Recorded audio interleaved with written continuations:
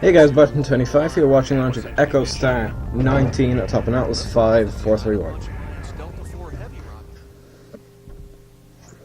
There she is. From Cape Canaveral Air Force Station in Florida, This ULA is the side of and the Lockheed Martin 331. Commercial Launch Services present live Atlas V launch coverage. At Space Launch Complex 41, an Atlas V rocket is fueled and ready to launch Echostar-XIX. It's a communication Good satellite. afternoon, I'm Matt Donovan, and I lead the propulsion engineering team for ULA's Human and Commercial Services. I'm joining you today from Mission Control here in the Atlas Spaceflight Operations Center. At this point, the technical team is not working any issues, and we're proceeding towards liftoff at 1:27 p.m. Eastern Time. We have a 2-hour window for today's launch attempt. But the weather launch looks pretty count is good. currently in a planned 30-minute hold. There are 2 30-minute holds in our 7-hour countdown. The holds give our team time to resolve any issues prior to entering the terminal count. A few guests will join me later in today's show, including Steve Skaladnik, President of Lockheed Martin Commercial Launch Services, and David Pidgeon, Vice President of Echostar Programs for Space Systems Loral. This afternoon, we will also host another game of Twitter Trivia. If you watched last week's launch, you may be familiar with our contest. At 1:15 p.m. Eastern Time, questions will be posted to @ULALaunch. The first participant correctly replying to a question, along with hashtag Echostar19, will receive a prize. Participants are eligible to win 1 trivia round.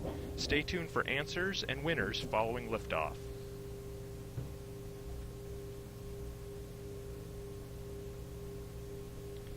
Clay Flynn, the 45th Space Wing's weather officer, just provided us with the final forecast, and the weather is within our launch commit criteria. The probability of violating launch constraints is 30%. The ground winds are 16 to 22 knots out of the south, and the temperature is 79 degrees Fahrenheit.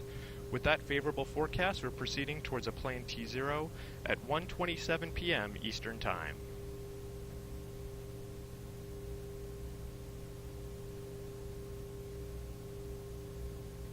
Following a 32-minute flight, the Atlas V 431 rocket will be delivering the Echostar-XIX to a geosynchronous transfer orbit. Let's take a quick look at some of the events we can expect to see during today's launch. The following profile details the important events of this mission using approximate times.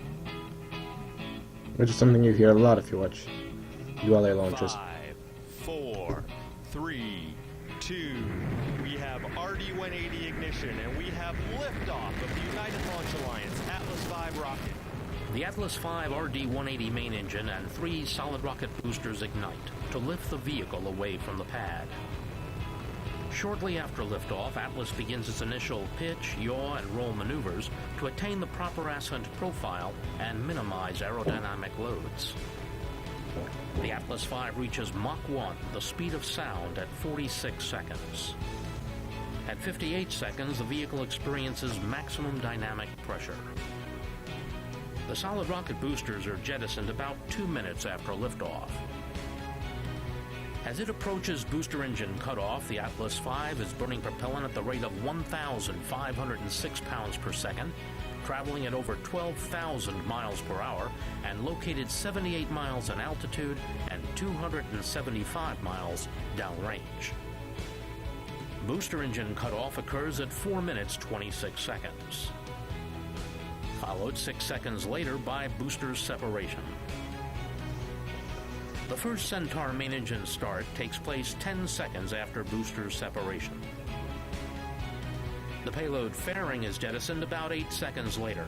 The vehicle now weighs just 6% of what it did at liftoff 5 minutes earlier. Cutoff of the Centaur main engine occurs 13.5 minutes after launch. The mission now enters a coast phase lasting just under 9.5 minutes. At 23 minutes 10 seconds, the Centaur main engine is restarted. This burn will last nearly 6 minutes.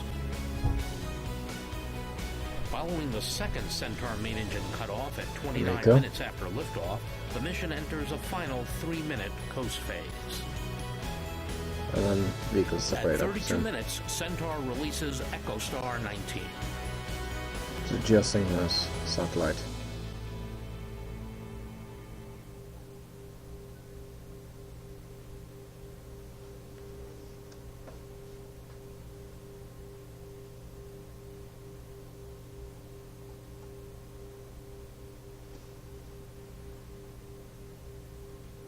Echostar-19 is the 68th Atlas V launch and the 115th ULA mission since formation 10 years ago.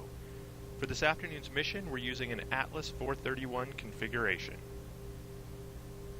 Produced in Decatur, Alabama and Harlingen, Texas, the Atlas V 431 is comprised of a common core booster powered by an RD-180 engine and 3 Aerojet Rocketdyne solid rocket boosters, as well as a Centaur second stage powered by an Aerojet Rocketdyne RL-10C1 engine. The Echostar-19 satellite is protected during ascent by a 4-meter diameter payload fairing. Final launch preps began on December 5th, when Echostar-19 was encapsulated inside the payload fairing. On December 10th, the encapsulated payload was transported to the Vertical Integration Facility, or VIF, at Space Launch Complex 41, where it was mated to the Atlas V rocket. The day before launch, the countdown begins here in the Launch Control Center, where launch conductor Dylan Rice and his team support roll of the fully integrated Atlas V rocket atop its mobile launch platform from the VIF to the pad. Engineering and support team members verify the readiness of their systems and ensure a successful transport. Weighing in at about 2 million pounds, the Mobile Launch Platform, or MLP, supports the rocket and contains air conditioning, electrical, and commodities, while the undercarriages bear the weight of the MLP and rocket. 2 rail cars lead the quarter-mile move to the pad, with the payload van providing communication to the payload, while the ground van houses the ground support for the rocket. At the rear of the convoy, the portable environmental control system provides air conditioning to the payload and rocket. Finally, trackmobiles provide power to move the 3.5 million pound convoy on its approximately 20-minute trip. The Atlas V 431 rocket stands 194 feet tall, or about 20 stories, and weighs a little more than 1.6 million pounds fully fueled. The RD-180 main engine and 3 solid rocket boosters produce nearly 2 million pounds of thrust to lift the rocket off the pad and begin its journey to orbit.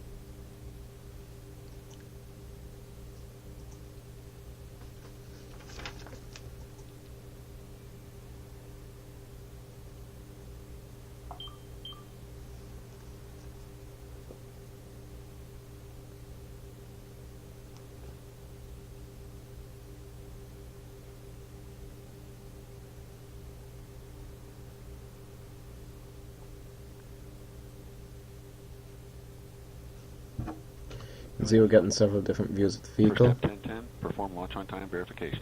Roger.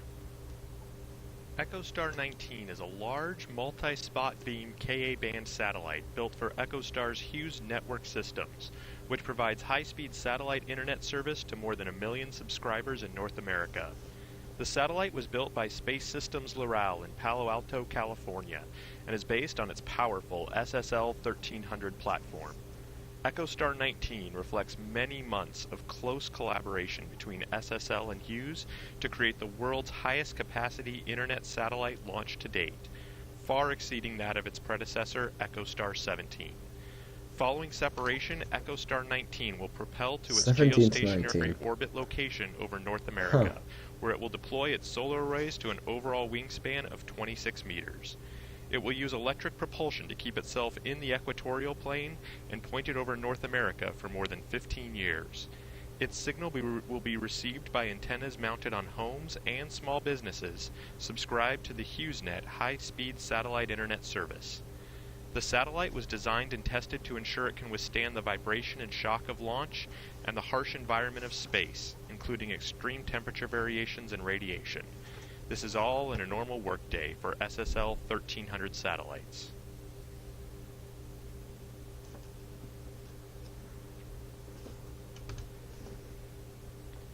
Atlas V missions using the 4-meter payload fairing, like today's, have the unique distinction of a hand-painted logo. The 4-meter fairing skin stringer design provides strength to handle the loads experienced during flight, but they also make it difficult to apply a decal. Since 1989, when the stringer design made its debut, Dennis DeBose has been hand-painting logos in ULA's That one guy Harlingen, doing Texas all the facility. painting.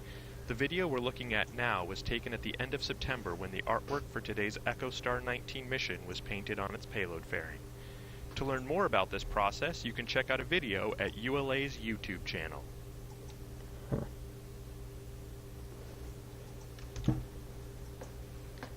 Today's mission is dedicated in memory of our colleague, partner, and friend, Len Phillips. During his 35-year career, Len played a significant role in more than 200 space launches. As the pad activation senior leader responsible for the construction of the Cape Canaveral and Vandenberg launch pads for Atlas II, III, and V, Len was instrumental in the design, implementation, testing, and cost management for these national assets. Len was a true patriot, great leader, and a tremendous friend. He was well respected by peers, customers, and suppliers for his technical knowledge, business acumen, and insightful leadership. With a great sense of humor, he inspired his coworkers to achieve far greater things than they ever believed themselves capable. Len will always be remembered for his love of family, friends, teammates, and of course, his beloved Pittsburgh Steelers.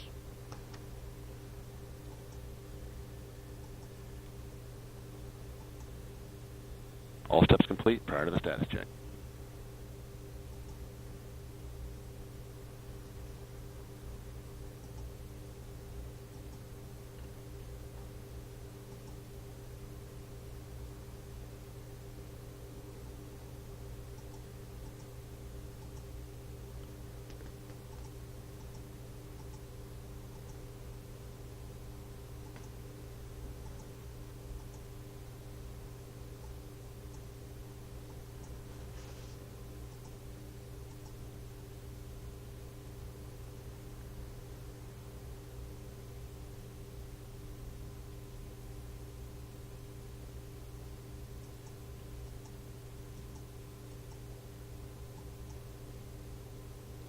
This is Atlas Mission Control at T-minus 4 minutes in holding. We remain in the planned 30-minute built-in hold as preparations for the launch continue. In a few moments, launch conductor Dylan Rice will poll the launch team for the final go to pick up the countdown. 28 engineers and managers will be polled for system status and readiness to proceed with the launch. Will be released. This is the final status check before launch for all Atlas vehicle systems, ground systems, the spacecraft, and the U.S. Air Force Eastern Range. The readiness poll includes hydraulics, pad water deluge system, electrical systems, pneumatics, propulsion systems, flight control, and propellants. Let's listen in as launch conductor Dylan Rice performs the final polling of the team. Wait, consume of the old Status shuttle check to pads proceed and with terminal count. Atlas systems, propulsion. Go. Hydraulics. Go. Pneumatics. Go. LO2. Go. Water. Go. Centaur systems, propulsion. Go. Pneumatics. Go. LO2. On. Go. LH2. Go. Pass gas. Go. Electrical systems, airborne. Go. Ground. Go. Facility. Go. RFFTS. Go. Flight control. Go. COM. Go. Timer. Go. TC cubed. Go. Umbilicals. Go. ECS. Go. Redline monitor. Go. Quality. Go. Ops safety manager. Go. ULA safety officer. Go. Vehicle system engineer. VSC is go. Anomaly chief. AC is go. Range coordinator. Clear to proceed. Launch director. LD is go, and you have permission to launch. Proceeding with the count. Timer T0 is planned for 18:27. Go for launch. Zulu. Set count to start at 18:23 Zulu. So Roger. very shortly the count will begin, another minute or two. And see, there's actually Polling that. is complete, and the launch team has given the go for launch. From T-minus 4 minutes until launch, you will be listening to launch conductor Dylan Rice and his team performing the final steps in the countdown procedure. You will hear the team call out that Atlas LO2 topping has been secured, followed about a minute later by the call out for transferring the Atlas and Centaur stages from ground facility power to internal battery power. At T-minus 1 minute 55 seconds, the team will command the launch sequencer to start, followed shortly by securing the Centaur LH2 and LO2 topping activity. At T-minus 1 minute 40 seconds, the team will command the flight control system to launch enable and arm the flight termination system. In the final minute, the Atlas tanks will be verified at flight pressures, followed by verification of Centaur tank pressures. A final status check of Atlas, Centaur, and Echostar-XIX readiness is conducted at T-minus 25 seconds. Seconds before liftoff, the RD-180 engine ignites and performs a health check, followed by ignition of the 3 solid rocket boosters to lift the vehicle off the pad.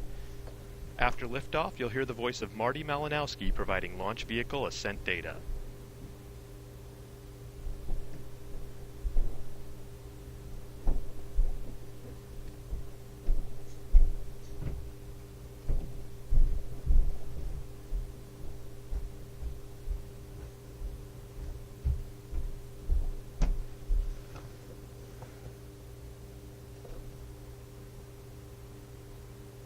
On my mark, the time will be T-minus 4 minutes and counting. 3, 2, 1, mark. There we go, well, less than 4 minutes away from the launch. Yes!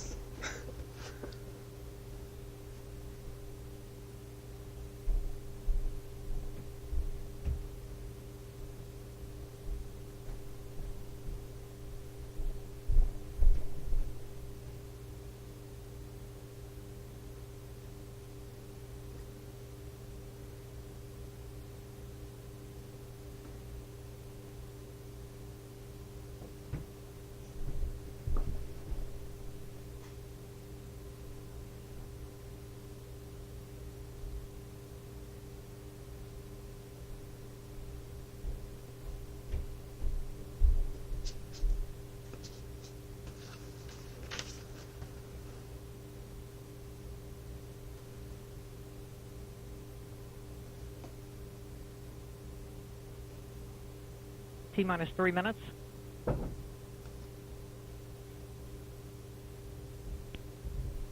Securing LO2 topic. Atlas tanks to flight pressure. 2 minutes 50 seconds. SDS internal.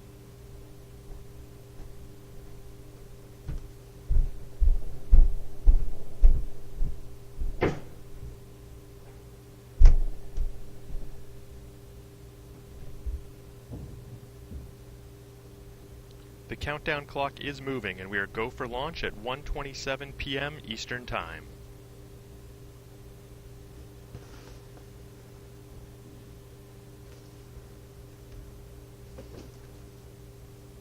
It's 2 minutes 15 seconds. You can see the liquid oxygen and liquid hydrogen boiling off, or well, more the condensation of the cold.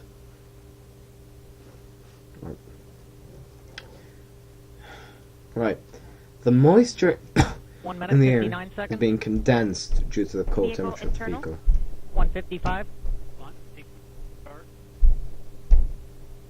150. Securing Centaur at least. Securing Centaur LO2. 140. Launch enabled. 137. SDS armed. T-minus 90 seconds. The launch vehicle, payload, ground systems, and eastern range are go for launch. 1 minute 20 seconds. OCUs armed. SDS count started. 115.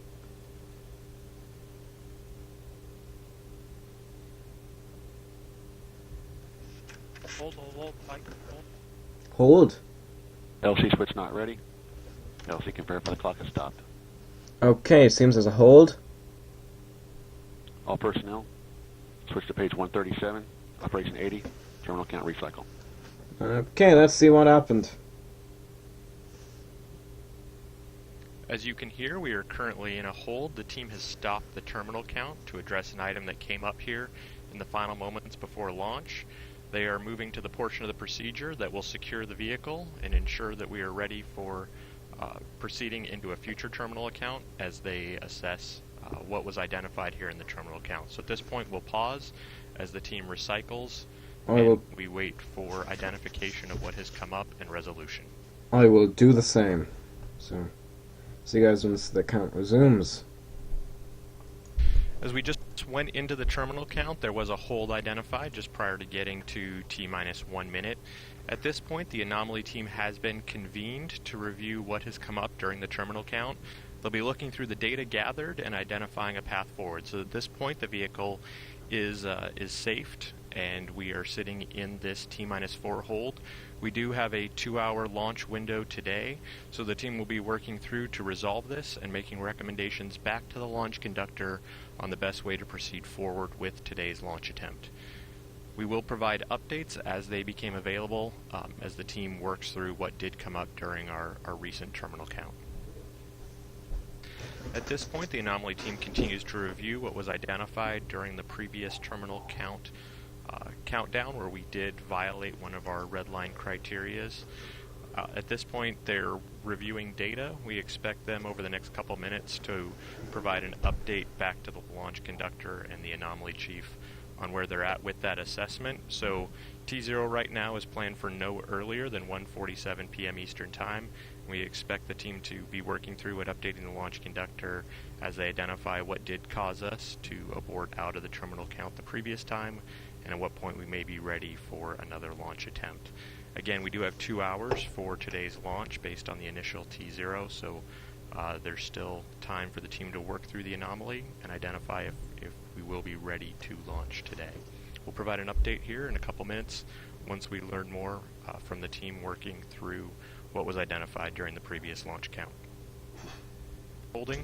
As you just heard on the countdown net, at this point the team is following standard process. We'll identify new T0s and continue to push out what that launch time is until we have resolution of the engineering item that did come up during the initial terminal countdown. So the team is working through on the engineering side resolution of what was identified during that first terminal count, and they will be updating our planned T0 as they work through resolution of that item. So at this point, the current T0 is planned for no earlier than 1:52 p.m. Eastern Time, and they will continue to extend that per our standard process until we have engineering resolution and then a updated T0 that will be shared with the launch conductor. As we learn more, we'll be sharing it with you. Control at T-minus 4 minutes and holding. At this point, the engineering team is working through resolution of the out-of-tolerance condition that was identified during the initial terminal count. The T0 has been set to no earlier than 1:57 p.m. Eastern Time, and the launch conductor is following our standard process, whereas the engineering team works through that resolution. They will update the T0 to allow the team the appropriate time to verify that we are ready for launch. At this point, even with that 1:57 p.m. T0, we still have another 1.5 hours of window remaining. So we will continue to monitor the engineering team's resolution of what did come up during the initial terminal count. It does sound as though it was tied to an out-of-tolerance condition relative to criteria set for the avionics system during that terminal count sequence.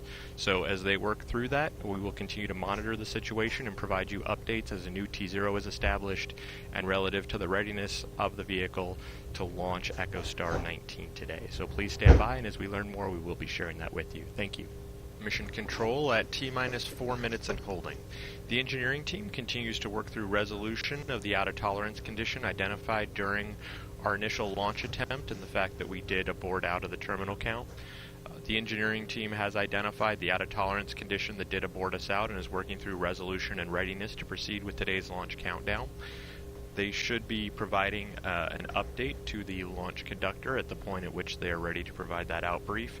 At this point, our T0 is planned for no earlier than 2:02 p.m. Eastern Time, and they will continue to follow the standard process where that T0 is updated and pushed a little further into the window to allow the engineering team time to have resolution of that item that was identified. So as more information becomes available, we will provide you updates, or you should be hearing updates to the launch conductor on Channel 1.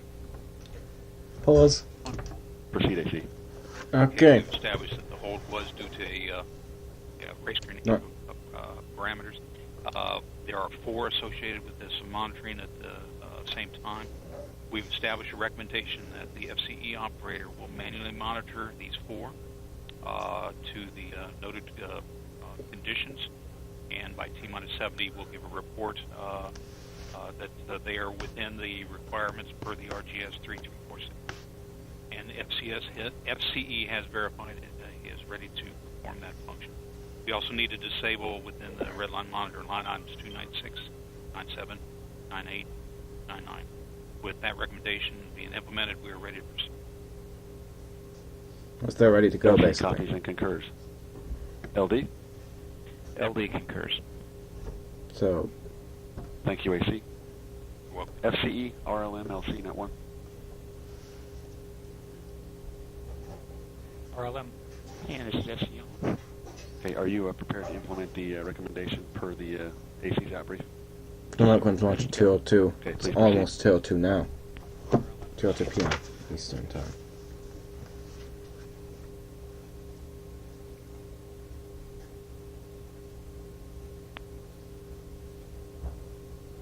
And LCSC. Go ahead. Yes, sir, we are prepared. Roger. This is Atlas Mission Control at T-minus 4 minutes and holding. As you just heard on the countdown net, the Anomaly Chief did brief the launch conductor on what did put us out of our original terminal count for today's Echostar-XIX launch. At this point, the engineering team has been able to review the data and identify that a manual monitor of the criteria that did cause us to abort will address what they did find during the initial terminal count.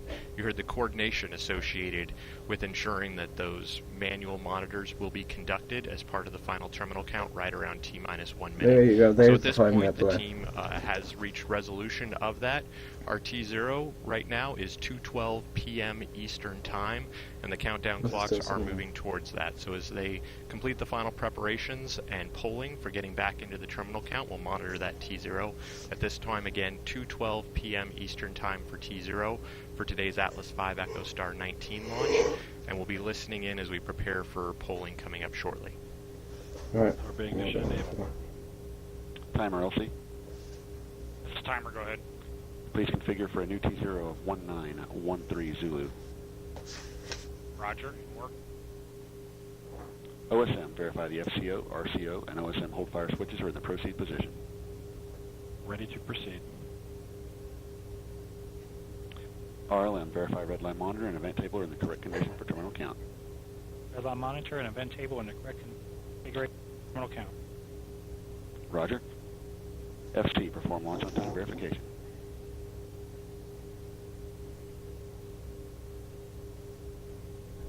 Roger. Launch on time verified. Roger. This is Atlas Mission Control again. We are at T-minus 4 minutes and holding. As you just heard, they are coordinating a new T0 of 2:13 p.m. Eastern Time. The countdown clocks are being set for that T0, and the team is going through the final preparations and polling to support that and transitioning into the terminal count.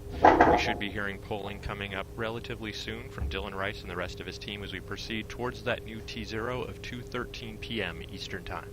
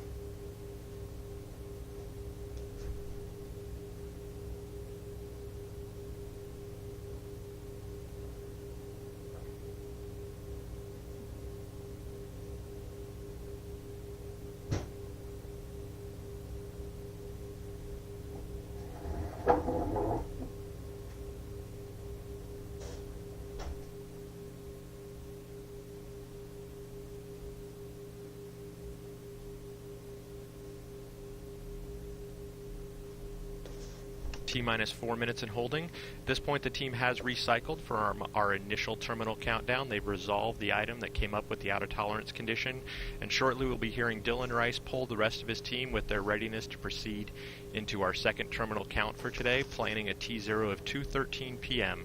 Eastern Time.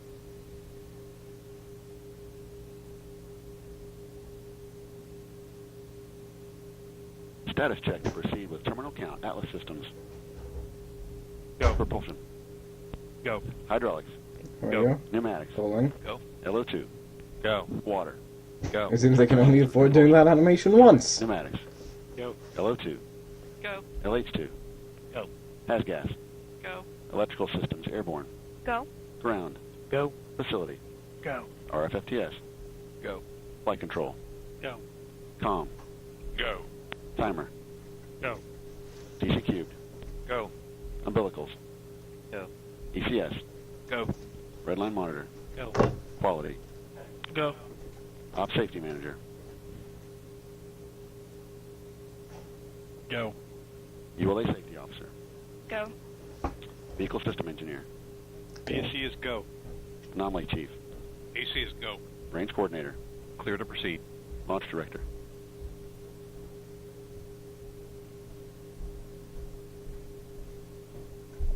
Okay, this is LD. LD is go, and you have permission to launch.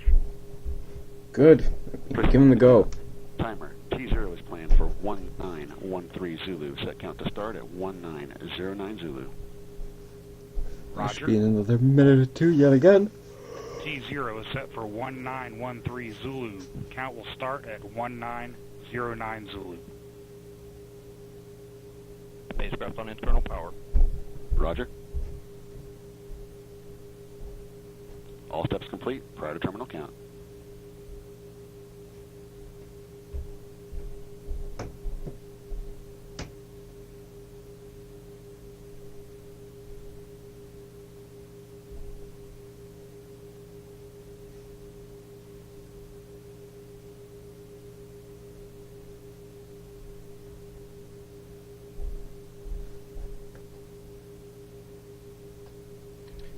This is Atlas Mission Control at T-minus 4 minutes and holding. As you just heard, the team is ready to proceed with terminal count.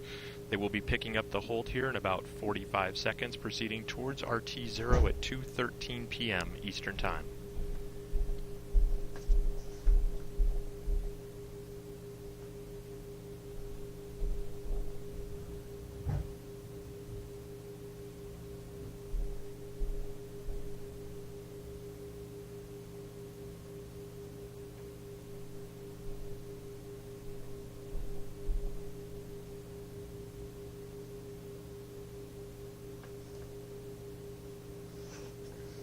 Right, well, I'm waiting for the count to resume.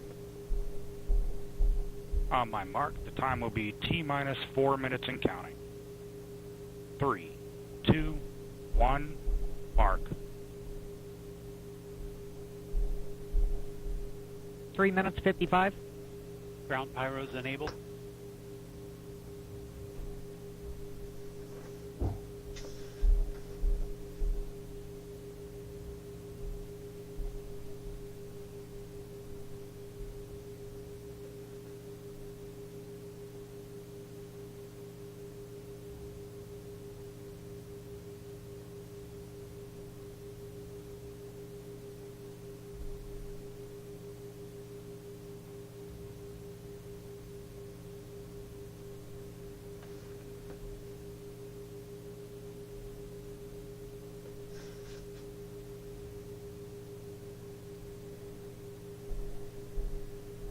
There's a few clouds passing overhead.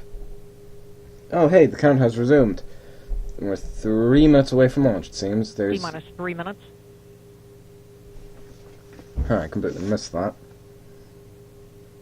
Securing LO2 topping. Atlas change to flight pressure. 2 minutes 50 seconds. FPS internal.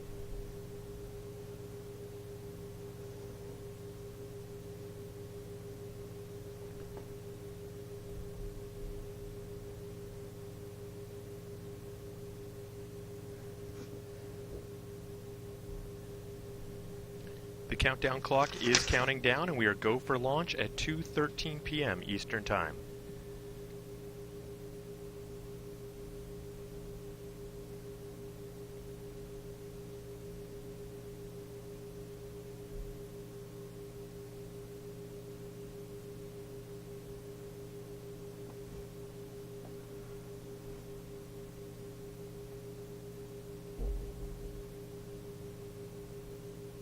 One minute 59. Well, I think at 1 minute 30 or Vehicle so. internal. 155. Launch sequence. No, 120 they're going to say, 150. if they're going to be able to go. Securing Centaur leads 2. Securing Centaur LO2. 140. Launch enabled. 137. FPS armed. T-minus 90 seconds. The launch vehicle, payload, ground systems, and eastern range are go for launch. 120. OCU's armed. SCS count started. 115. Okay, it seems we might actually go. 110. Vent valves locked. Fingers crossed that the RD-180s ignite. T-minus 1 minute. 1 minute. Okay, it seems like we might... the vehicle might get off the ground here.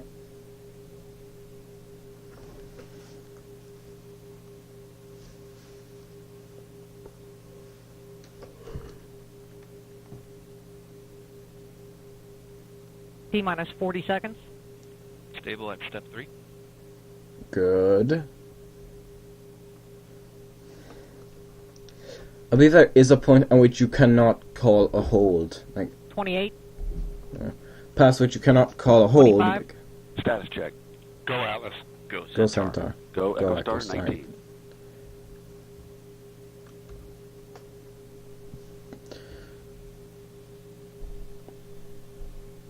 T-minus 10. Yeah, I believe you 9, can't. You wouldn't be able to call a 8, hold now because you 7, wouldn't be able to stop the 6, automatic sequence. 5, 4, 4.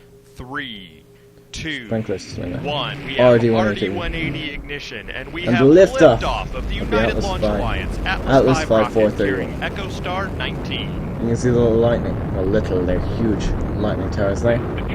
Looking at that, it almost has a silhouette of a PSLV to tell you the truth. Tell you the truth. There we go, vehicle rotating. You're hearing the voice of Marty Malinowski providing launch vehicle ascent data. It's clear skies, so we should get quite a good view of most of the early stages of flight. You can see the engine section there, the single RD-180, which is actually two nozzled, or two chamber. Damn it, brain, do your job. Two chamber engine. So you know it only has one set of turbo pumps. Mach 1. Vehicle is supersonic. That means Boosters throttled back up. okay. So booster has probably throttled back. Maximum dynamic pressure. That's the most aerodynamic stress on the vehicle. Glide rates continue to look good. Injector pressures, pump speeds within expected And range. that's going to be the solid rocket motor jettison. SB chamber pressures have plateaued. Burn looks good. Well, it gets really quiet after the vehicle passes Lay in. up on SRB So this burnout. is- So they're going to ditch the SRBs or jettison them. Should just chuck them off. And Say. we have SRB burnout. Great. That means Boosters throttled back up. great. So the SRBs are Response not looks good. producing enough thrust for them to be basically Glide worth holding rates at. continue to control down the middle. They keep them on, I'm presuming, just Stored for at safety reasons. 1.6 Gs. And next is going to be separation. Booster is now 50% its liftoff weight. They don't give you a T plus counter. Current altitude is 25 miles. Down Probably range around distance, 5 minutes after 28.6 launch. miles. Current No less. velocity, There you go. 3,444 Booster miles per sep. hour. You see them Range track looks good. get kind of lit up a bit as they pass the exhaust plume of the Booster has RD-180. begun Q alpha limited steering. Only Those minor boosters body will rates. splash down in the Atlantic. Because I think they're not high enough to burn up. Pump speeds, injector They're not pressures moving continue to quickly look good. enough. You can see there's no actual flame at this point. It's just basically because there's no oxygen outside to continue the burn.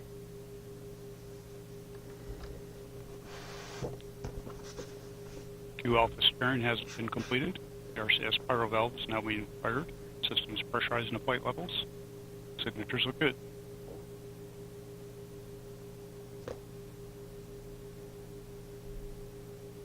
And booster has throttled back down. What's that? Engine response continues to look What's good. that smell to the left of the screen? Like, presumably it's no big deal since they're not addressing it. Range track shows the vehicle making good progress down range. I'm just Current maybe altitude, maybe there's a 47 vent miles, there downrange or distance, something. 112 miles. Current velocity 6,800 miles per hour. Highest capacity broadband satellite in orbit. I can see bits of ice falling off there. Booster is now 1/4 its liftoff weight. Yeah, most of the weight is in the first stage. The Centaur, compared to the first stage, is fairly light. Accelerating smoothly at 3.7 Gs, coming up on our throttle segment momentarily. Throttle segments, as And I'm we presuming have it is. throttling to 4.1 Gs. Wait, so that would mean they're throttling up. I'm presuming the lower stage kind of has to reduce its thrust towards the end of the burn, so that, you know, the Engine response continues to look very good. payload Maintaining doesn't the experience 4.1 G too much throttle profile. Coming up on boost phase till then. G-forces. The next major We have milestone is boost going to phase be chill booster down engine underway. cutoff, which is going to be the Pogo shutdown of the RD-180. Pogo lead valve has been fired. And there's a bit of an animation type sequence there. The current vehicle altitude is 70 miles, velocity, Boost phase cooldown is complete. acceleration feet per second squared. Coming up on Pico momentarily. And we have Pico engine Booster shutdown engine with cutoff. And We have boom, retros and set. safe separation. We have LOX and fuel pre-start. GN2 purge firing of the RCS is underway. Yep, you can see the vehicle already orientating itself. And Miko. We have ignition. Not Miko, and full thrust on the RL10. main engine start, sorry, not Miko, that's something Coming up else. on payload frame jets. Yep, PLF jettison. That should And be we have interesting. indication of payload frame jets. Great. What's that? Oh no, that's just another little vent. Okay. I'll see if we can see the fairings. They've ditched them. Current altitude is 96 miles. Downrange distance is 466 miles. Current No, I velocity may have is completely missed... 12,900 There they are. miles per No, hour. that's just a booster. Huh. I know, I didn't see the fairings. Range track Somebody who's continues to watching look this good. probably did.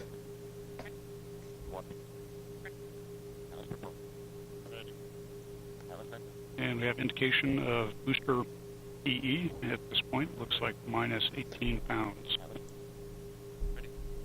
What does that mean? What does minus 18 pounds mean?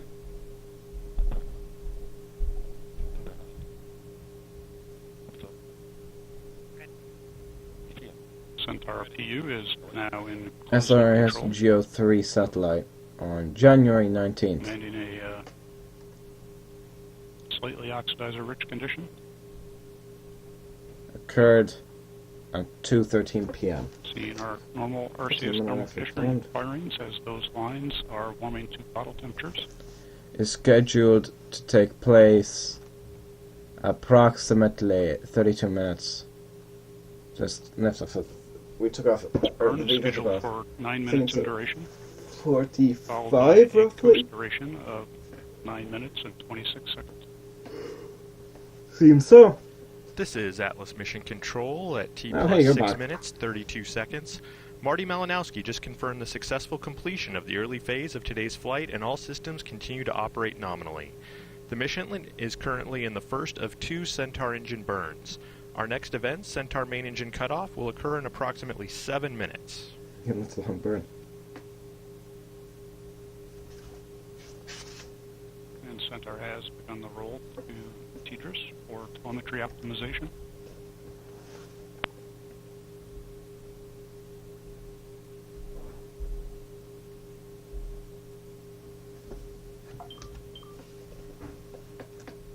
We have had the format change, only a minor loss of data. All data has resumed. Signatures continue to look good. RL10 chamber pressures, LOX pump, and fuel venturi, all good. So I'm joined now by David Pigeon, who's the Vice President of Echostar Programs for Space Systems Loral. Dave, thanks so much for joining me today. My pleasure, Matt. So can you tell us a little bit more about Echostar-19? Yeah, I'd love to. So Echostar-19, we've been in the working stages of that for almost 4 years now with Hughes and Echostar and SSL. And it's such a complicated satellite, one of the most complicated that we have ever done before. So, boy, it's good to see this launch go off really well. There's a lot of people in Palo Alto right now that have spent a lot of time working on this satellite, and it's certainly exciting to see it go off. Do you have any stories to share about some of those folks that have made such a huge investment in what we're watching today? Good question. There is so many people, almost 1 million people hours of working on the satellite, thousands of people working on it, but certainly the program manager, Steve Perez, the two lead technical people on the program, Jennifer Salmon and Ricky Sanborn, Mike Aliamis on antenna, and then Jeff Block, building the whole satellite up. Just an incredible effort over the last couple of years. It really is amazing to see everything that goes into one of these launches. So once the Centaur drops off Echostar-19, tell me a little bit more about what happens next. Good question. Well, the first and foremost, we have two things. First, command and control. You want to be able to hear from the satellite, see all the telemetry coming down, and you also want to be able to command to the satellite. And then the second most important thing is power. Right now we're on battery power, and just like with your cell phones at home, if you leave it on too long, you need to charge it up. So we're right now for the launch, the solar arrays are stowed right up against the satellite. For aerodynamic reasons. The first thing we'll do in the next couple of hours is deploy those solar arrays, fire the Those will explosive recharge bolts, batteries. and that way we can get stable power and attitude on the satellite. It's obviously That's a lot important of for any smoke satellite. So throughout the we're not vehicle. placing Echostar-19 in its final orbit. Tell me a little bit more about where it's going to end up. Sure. Or So first of all, no, GEO. the Atlas V does most of the legwork. It's got 1.6 million pounds and 2 million A lot. pounds of thrust. Just leave it at that. And A lot. So it's done most of the heavy lifting to get the satellite Is into there a orbit. perigee? No, why The don't you orbit show perigee? that it's in right now is called a geostationary transfer orbit, where the low end of the orbit is around 200 miles, and the high end of the orbit is well past geosynchronous orbit.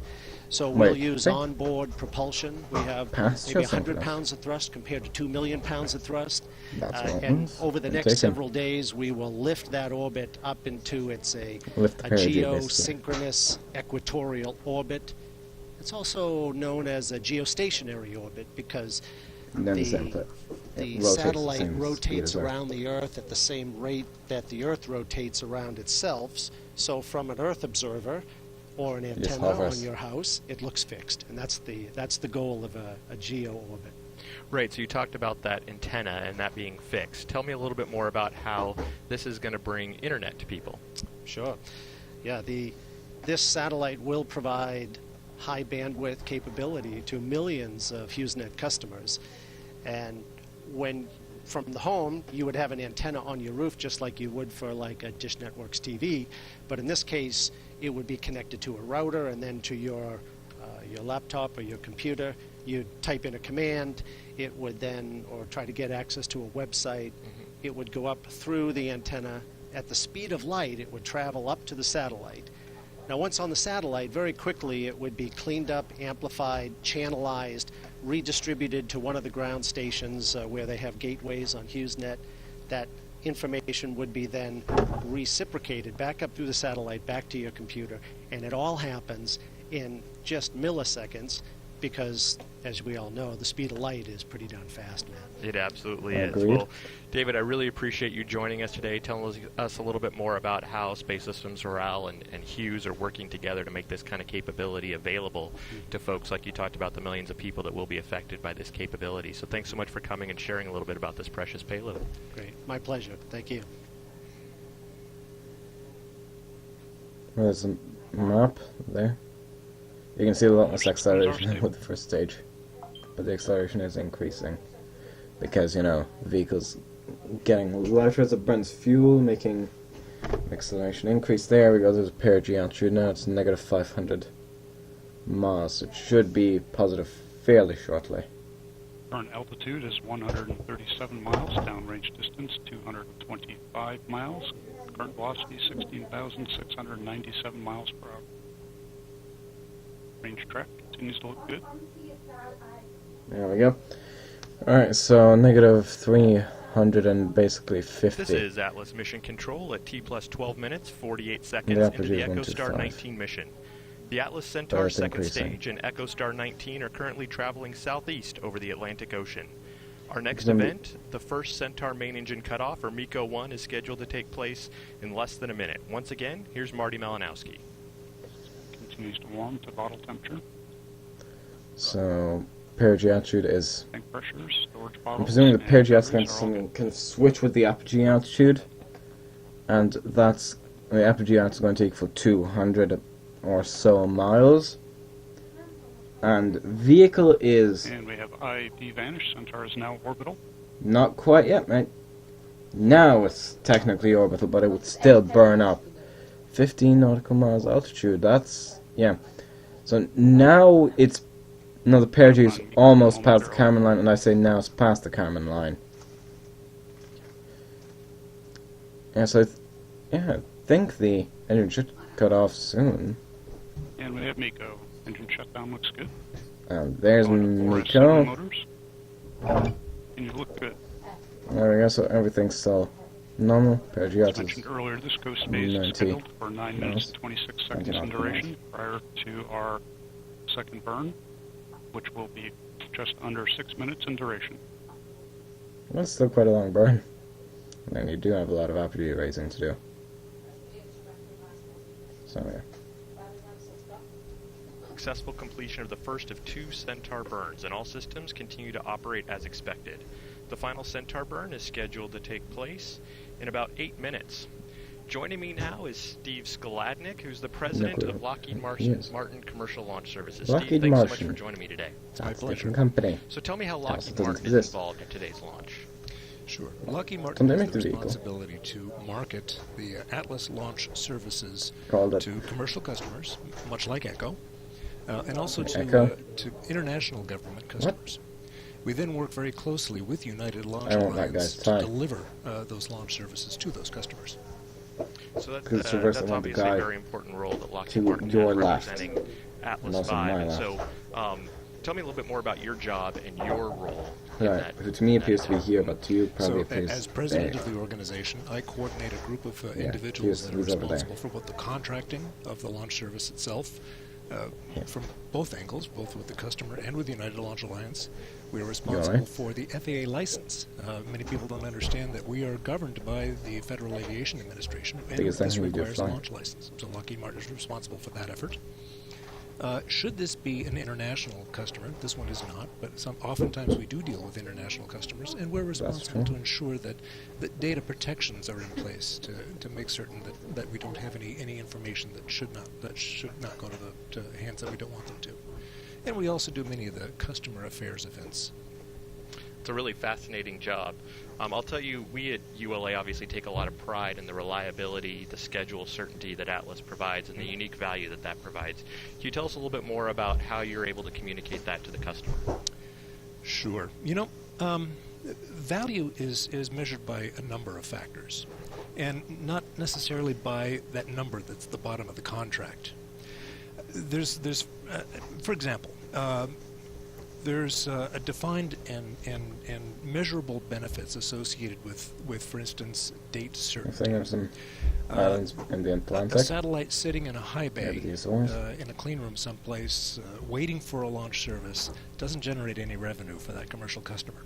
So date certainty has a very, very valuable importance to a commercial customer.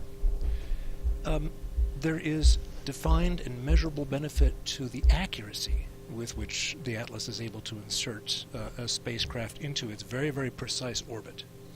If the spacecraft doesn't have to use its own fuel to correct for errors that the rocket might impart on that spacecraft during the ascent, then that fuel is now available to the spacecraft later in life to allow it to continue its mission for that customer and continue to generate revenues for it. There's also defined and measurable benefit to the reliability of Atlas. Matt, I'm sure you've got insurance for driving your car. We have to have insurance on this rocket as well. Right. And if you're a better driver, you get a better rate on your insurance. Well, with a more reliable rocket, we get much better rates from the insurance community to insure that rocket. So again, a very tangible benefit. Atlas excels at all of these values that we provide to the customer. At the end of the day, we think we do provide an extremely competitive and valuable resource. It really is an exceptional success record that Atlas has been able to build, and now we have a new tool to be able to communicate that better to folks and customers. Can you tell us more about that tool? We do. This is a tool that was developed primarily by United Launch Alliance, but in cooperation with Lockheed Martin, to show the benefits of some of these attributes and allow the customer community and any user really to log onto this website, to define their mission, to build their rocket, and see what Oh, kind yeah. of value they can achieve by using the Atlas launch solution. That web I tool actually is went based at onto that. www.rocketbuilder.com. And it's really a great tool. You can get in there, anybody can go in and see what it takes to go launch a payload, whether it's just for interesting learning about the value or whether it's a customer that's really looking to understand the unique value proposition that Atlas V has to provide. Correct. Very good. All right, well, Steve, thank you so much for joining us today. I really appreciate the time that you've spent with us and obviously how important today is for Space Systems morale and our customers and working with Lockheed Martin to make today happen. It's been my pleasure. Great, thank you. Take care. This is 4,321 miles. Current velocity 17,774 miles per hour. Yep.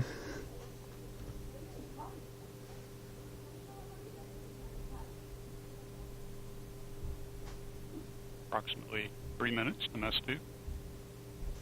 So 3 minutes. I could not say that word. 3 minutes until they switch the engine back on. For about 6 minutes, I think he said.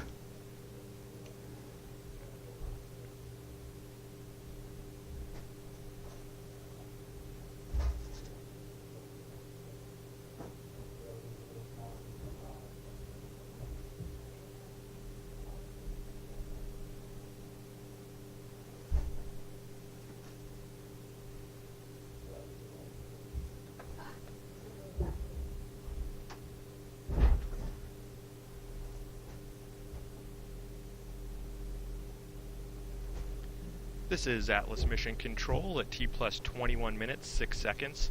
We're a few minutes away from restart of the Centaur main engine. Let's go back to Marty. Oh, that was very short. Right. Approximately 2 minutes remain in this coast period.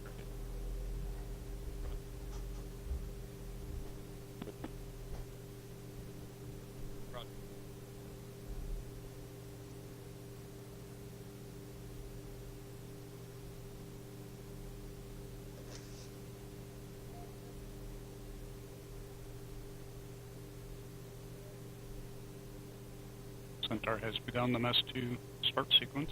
It has gone to 4S settling. Because that means basically using the reaction control system to slightly speed up the vehicle. Just enough for the propellant to kind of go to the back, so when the engine ignites, the pumps will be able to the fuel will be able to reach the pumps and then be able to push the fuel into the engines. Approximately 1 minute to MES.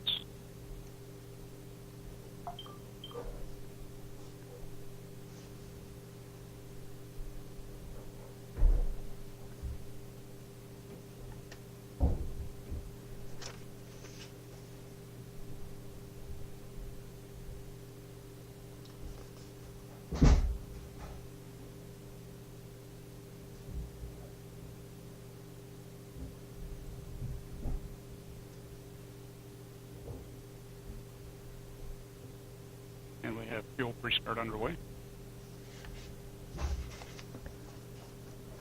And MES2. Or MES2 as these guys are calling it. LOX restart is underway. Oh yeah, technically it's not accelerating that much as it did when at full MES. There you go. And full thrust. Full thrust, so we have MES2, there you go. That's going to be under MECO 2 and then separation of the spacecraft.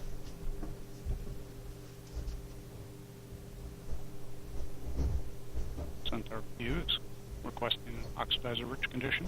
Engine response looks good. Chamber pressure, slots for discharge, and fuel venturi. All within expected range.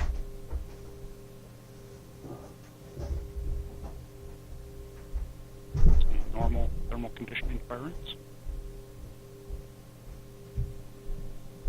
As Marty Malinowski just reported, the Centaur main engine has been restarted for the final Centaur engine burn. This burn will last nearly 6 minutes. The Centaur and Echostar-XIX are currently located over the northwest coast of Africa. They continue to travel in a southeasterly direction. Between now and our next event, MECO 2, Centaur will cross over the Gulf of Guinea. Engine cutoff will occur above the country of Gabon. We heard earlier from Space System Loral's Dave Pigeon about the tremendous capability of the Echostar-19 satellite. So now we're going to While talk we wait about how for they our built next it. event, why don't we take a look at a video highlighting that capability? Oh, never mind. Right. Echostar-19.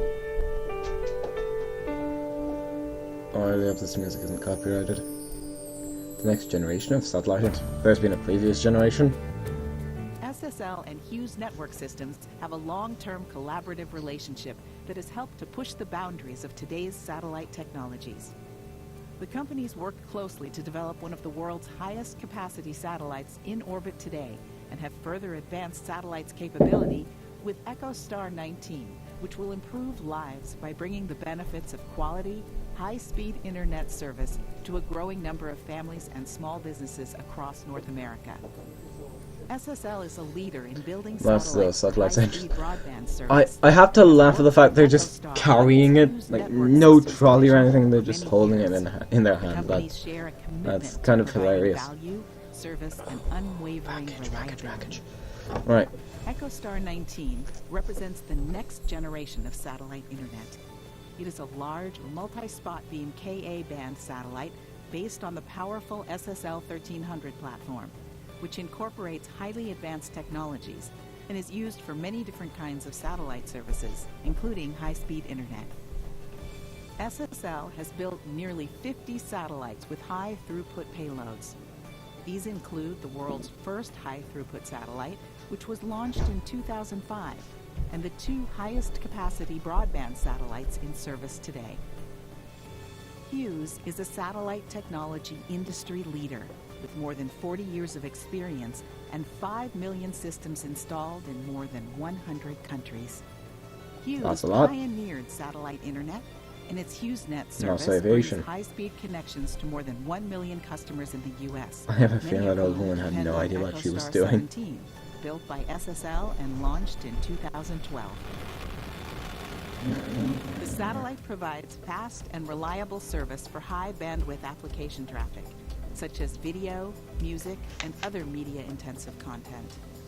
Echostar-19 will provide more speed, more data, and more advanced features to HughesNet, broadening the availability of high-speed access from coast to coast.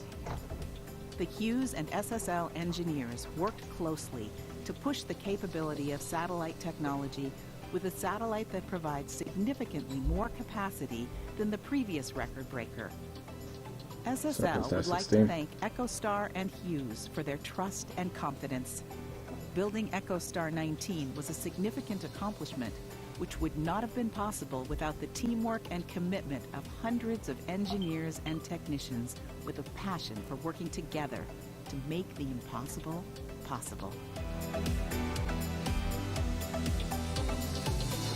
Hughes and SSL.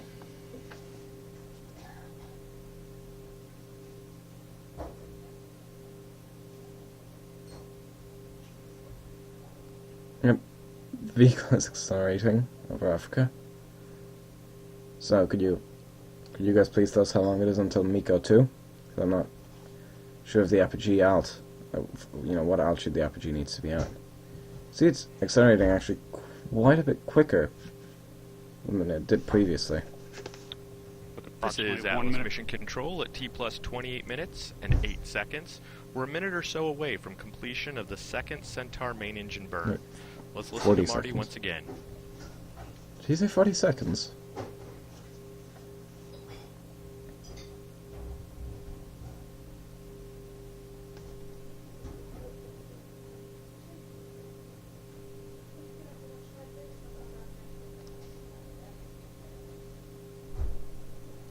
Approximately 30 seconds left in this burn. Yeah, he does say 40 seconds then.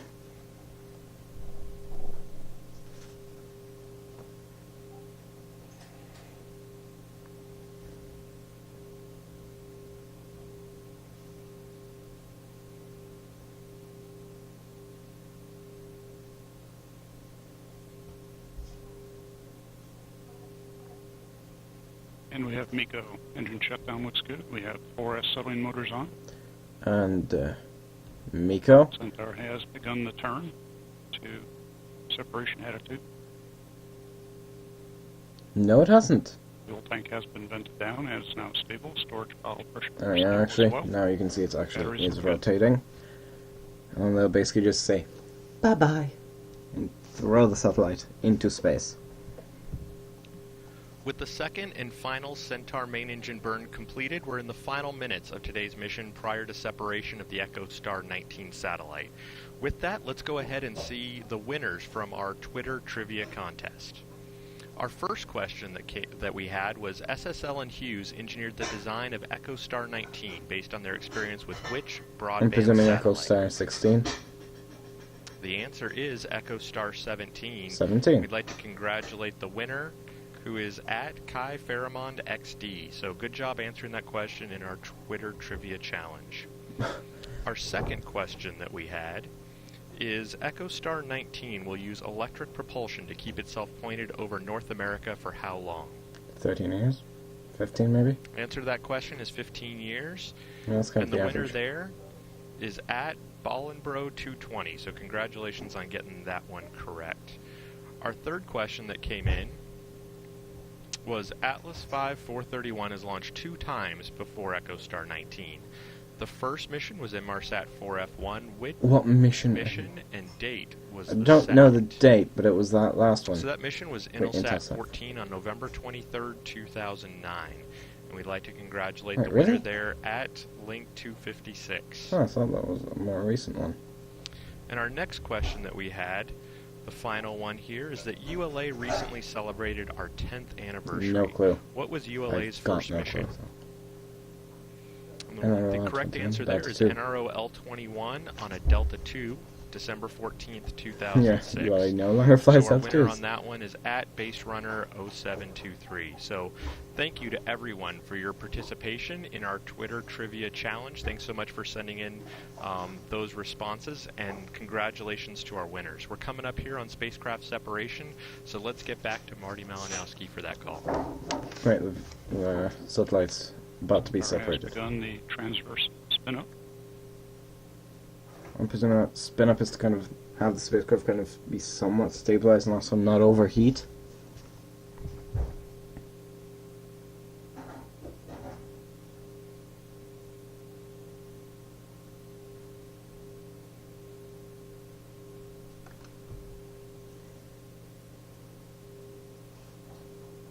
This resembles the animation when they said they're going to, you know, Coming up on spacecraft separation momentarily, and we have indication of spacecraft set.